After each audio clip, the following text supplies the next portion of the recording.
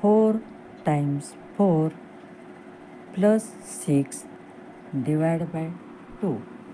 It means that we need to perform all the operations step by step in order from top to bottom. Use the ruler.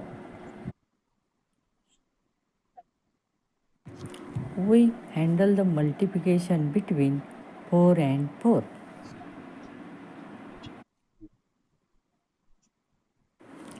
Is equal to 16 plus 6 divided by 2.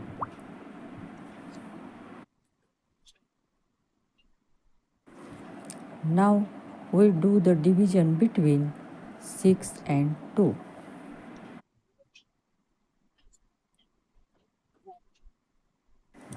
Is equal to 16 plus 3.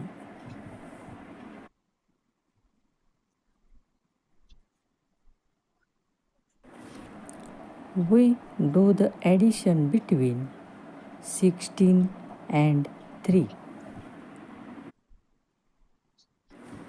Is equal to 19.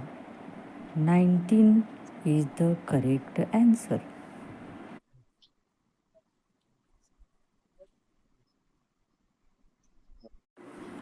Right your correct answer in comment.